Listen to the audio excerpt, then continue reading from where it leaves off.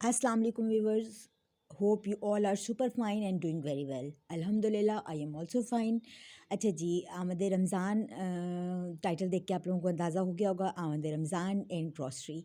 तो ग्रॉसरी की शॉपिंग करनी थी, तो हम लोगों ने सोचा 1 वीक रह गया है, एक हफ़्ता पहले रमज़ान की सारी ग्रॉसरी करके आ जाएं, ताकि आसानी हो जाए, हमें अंदाज़ा हो कि हाँ जी हमने क्या क्या चीज़ें लेनी है रमज़ान की तैयारी के लिए और किस तरह रमज़ान की तैयारी करनी है। तो जनाब यहाँ पे हम मॉल में आ गए थे या शॉपिंग करने के लिए, मैं, मेरे हस्बैंड और बच्चे। सारे बच्चों की अपनी अलग डिमांड होती है, उनकी अपनी चीज़ें होती हैं जो उन्होंने लेनी होती है रमज़ान में इफ्तारी के लिए। यहाँ पे जनाब हमने ग्रॉसरी कर ली थी। ग्रॉसरी करके हम लोग साथ ही मीट शॉप पे चले गए थे, मीट मार्केट चले गए थे, ताकि वहाँ से चिकन, मटन, बीफ ये सब कुछ ख़रीद लिया जाए। एक ही दफ़ा सारी शॉपिंग कर कर घर आकर इनके पैकेट्स वगैरह बना के रख दिए जाएँ, ताकि रमज़ान में आपको कोई प्रॉब्लम ना हो। क्योंकि रमज़ान में आपको पता है इबादत भी करनी होती है, कुरान पाक पढ़ना होता है, नवाफिल अदा करने होते हैं। अल्लाह ताला के जितना करीब हम हो सकते हैं इस पाक महीने में, हमें कोशिश करनी चाहिए कि हम करीब रहें। तो मैंने एक ही दफ़ा जाके सारी ग्रॉसरी भी कर ली थी, जो जो रमज़ान में चीज़ें चाहिए, ऑयल, चीनी, पत्ती, दालें, आपको पता है बेशुमार चीज़ें होती हैं घर की। इसके अलावा मटन, बीफ, चिकन, कीमा। ये देखें जी, मैं इस तरह ले आई थी, इनको मैंने वॉश करके अपनी फ़ैमिली के हिसाब से इस तरह पैकेट बना के रख लिए थे। ज़ाहिर है आप लोगों की फ़ैमिली, आप लोग अपनी फ़ैमिली के हिसाब से बनाएंगे, जितने फैमिली मेम्बर्स आप लोगों के, आप उसके हिसाब से बनाइएगा। मैंने तमाम गोश्त को धोकर, कीमे को धोकर, कोफ्तों का कीमा अलहदा कर लिया था, कबाबों के लिए गोश्त अलहदा कर लिया था। इसके अलावा जो पैकेट्स बनाने थे वो अपनी फैमिली मेम्बर्स के हिसाब से, हम 4 लोग हैं उसके हिसाब से मैंने पैकेट्स बनाए थे। जब ज़्यादा किसी गेस्ट ने आना हो तो आप 2-3 पैकेट यूज़ कर लीजिए, और अगर आपने अपने घर के लिए बनाना है तो आप 1 पैकेट यूज़ कर लें।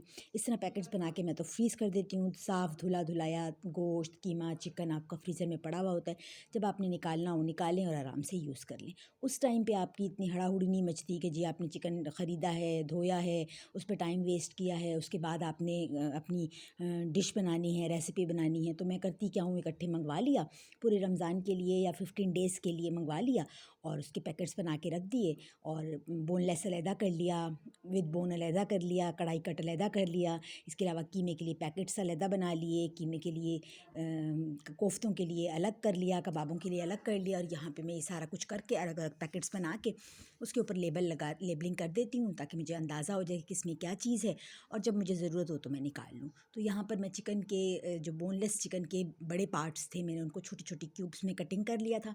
उसकी वजह ये थी कि ये बहुत सारी चीज़ों में काम आ सकते हैं, जैसे आप नूडल्स बनाएँ, आप पास्ता बनाएँ, या बच्चों के लिए मैक्रोनी बनाएँ, या आप शाशलिक बनाते हैं, या इसके अलावा आप मंचूरियन बनाते हैं, चिकन फ्राइड राइस बनाते हैं। ये इन सब आइटम्स में, इन सब रेसिपीज़ में बोनलेस छोटी क्यूब्स में कटे हुए यूज़ होते हैं। तो यहाँ पे मैंने चिकन के जो बड़े पीसेस थे बोनलेस, उनको छोटे पीसेस में कन्वर्ट कर लिया था, छोटे छोटे से क्यूब्स की शक्ल में मैंने काट लिया था। आपको वीडियो में नज़र आ रहा होगा।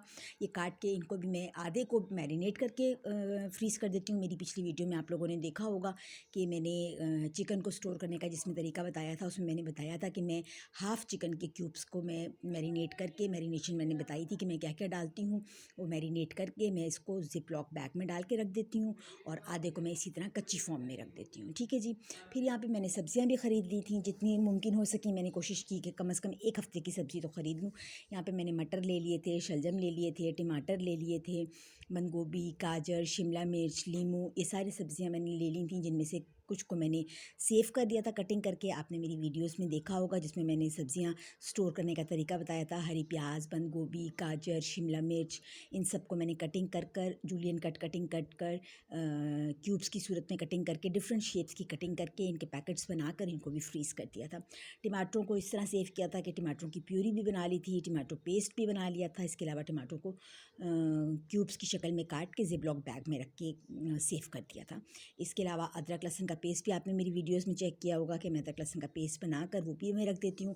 तो आपने भी अपनी घर में इसी तरह चीज़ें लेकर आनी है टाइम से पहले, रमज़ान आने से पहले 1 हफ़्ता रह गया है रमज़ान में, तो आप लोगों को चाहिए सारा कुछ कर लें, ताकि आप वक्त की भी बचत हो जाए और आप ईजी हो जाएँ कि आपने सब कुछ कर लेना है। अच्छा, हर घर में कुछ बच्चे ऐसे होते हैं जो बहुत छोटे होते हैं और रोज़े नहीं रखते हैं। कुछ बच्चों के पेपर्स चल रहे हैं, मंथ इस तरह का है कि रमज़ान और फाइनल पेपर साथ साथ चल रहे हैं, तो अक्सर घर के छोटे बच्चे जो हैं वो रोज़े नहीं रखते हैं। तो मैंने उस ख़्याल से मैं ये करती हूँ कि जनाब जितनी भी इस तरह की चीज़ें हैं जो आपके बच्चों को भूख लगे, घर में ज़ाहिर है सब लोगों का रोज़ा होता है, उस तरह से नहीं खाया पिया जा रहा होता, तो स्नैक्स आपके पास होने चाहिए जिनमें निम्को हो गई, बिस्किट्स हो गए, चॉकलेट्स हो गई, टॉफ़ीज़ हो गई, जो वक्तन फ़वक्तन आप अपने बच्चों को थोड़ा बहुत खाने के लिए साथ साथ देते रहें।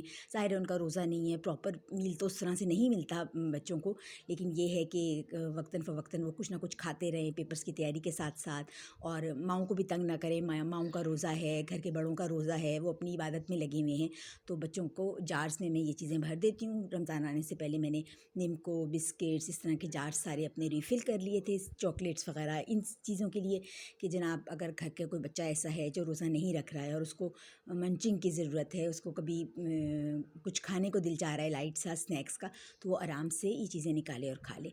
ये जनाब मेरा किचन था। किचन में मैं आटा गूँध के रख रही थी, डो बनानी थी मैंने रोल्स की और समोसों की, तो उसके लिए मैंने मैदा निकाल लिया था कि मैं यहाँ पे मैदा गूँध के रख दूँ, और जब मेरी डो तैयार हो जाएगी तो मैं होममेड पट्टियाँ बना लूँगी जिसके लिए मैं रोल्स बनाऊँगी और समोसे बनाऊँगी।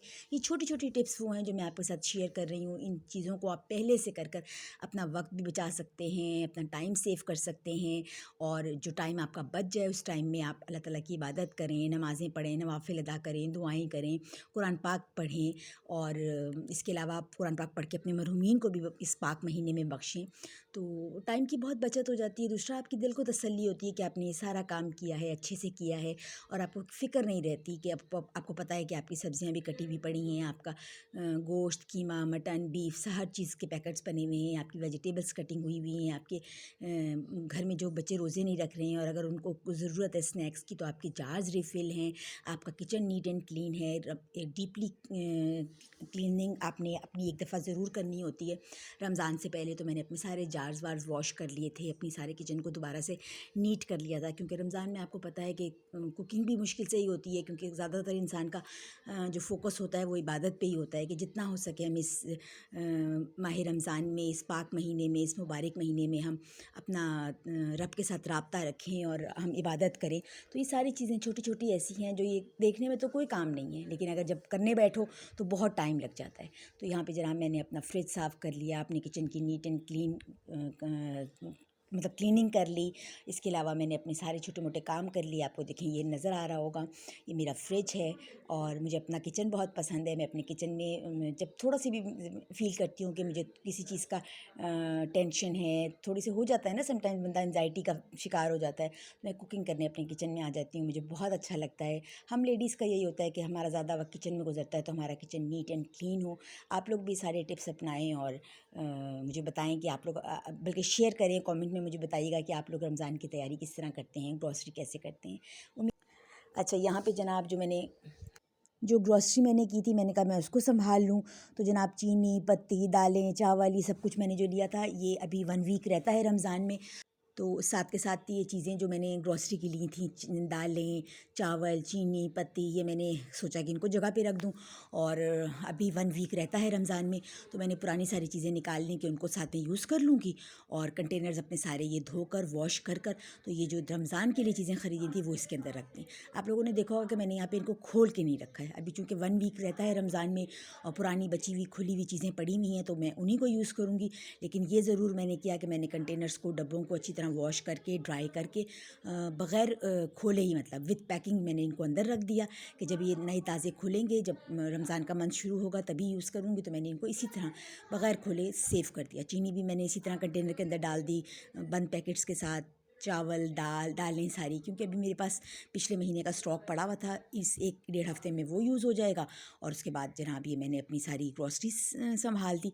ये सब काम करने के बाद आपको अंदाज़ा हो जाता है कि यार आप रिलैक्स हो गए हो, आपकी सब चीज़ें कंप्लीट हैं, रमज़ान की सारी तैयारी है। तो उम्मीद है कि आपको मेरी ये छोटी-सी वीडियो अच्छी लगी होगी। अगर अच्छी लगी है तो पसंद आई है तो लाइक कर दें, शेयर कर दें, कमेंट कर दें, चैनल को सब्सक्राइब कर दें। अपना बहुत सारा ख़्याल रखिएगा, रमज़ान में दुआओं में याद रखिएगा सबको, मुझे भी अपनी दुआओं में याद रखिएगा। अल्लाह हाफ़िज़।